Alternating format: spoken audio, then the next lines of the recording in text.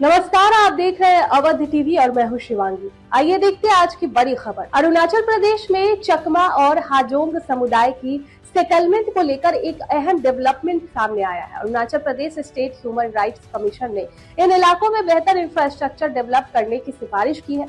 Commission का कहना है कि सड़क, फ्लड कंट्रोल और दूसरी बेसिक फैसिलिटीज की कमी की वजह से यहाँ रहने वाले लोगों को काफी दिक्कतों का सामना करना पड़ रहा है।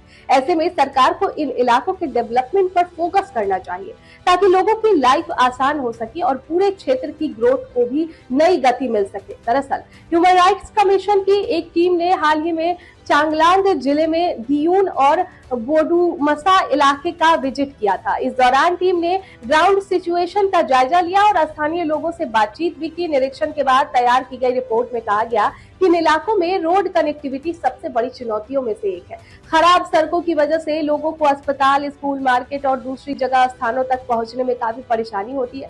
कई बार एक छोटा सा सफर भी घंटों में पूरा होता है, जिससे आम लोगों के साथ साथ व्यापारिक गतिविधियां भी प्रभावित होती है।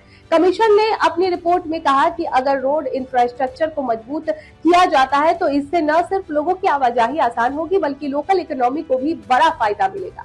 बेहतर सड़क निवेश, व्यापार और रोजगार के नए अवसर पैदा कर सकती है और इलाके के ओवरऑल डेवलपमेंट को बढ़ावा दे सकती है। रिपोर्ट में फ्लड और रिवर इरोजन यानी नदी कटाव के मुद्दों को भी गंभीर चिंता का विषय बताया गया है। दिहिंग नदी के कारण हर साल कई इलाकों में बाढ़ जैसी स्थिति पैदा हो जाती है। इसकी वजह से खेती की जमीन, फसलें और लोगों की प्रॉपर्टी को भारी नुकसान पहुंचता है। कई परिवारों को आर्थिक संकट का सामना भी करना पड़ता है और उनका सामान्य जीवन प्रभावित हो जाता है।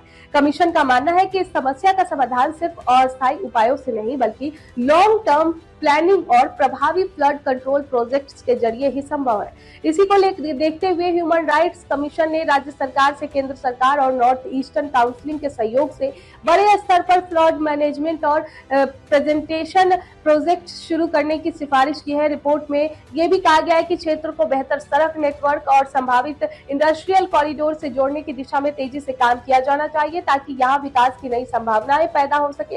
हालांकि कमीशन ने एक महत्वपूर्ण बात पर भी जोर दिया है कि रिपोर्ट में कहा गया है कि चकमा और हाजोंग समुदाय के लिए डेवलपमेंट और बेहतर सुविधाएं सुनिश्चित करना जरूरी है, लेकिन इसके साथ साथ अरुणाचल प्रदेश के मूल जनजातीय समुदायों की सांस्कृतिक पहचान, सामाजिक हितों और जनसांख्यिकीय चिंताओं का भी पूरा सम्मान होना चाहिए। यानी डेवलपमेंट का मॉडल ऐसा होना चाहिए जिसमें सभी पक्षों के हित सुरक्षित रहे और किसी भी समुदाय को ये महसूस न हो कि उनके अधिकार को अनदेखी किया जा रहा है।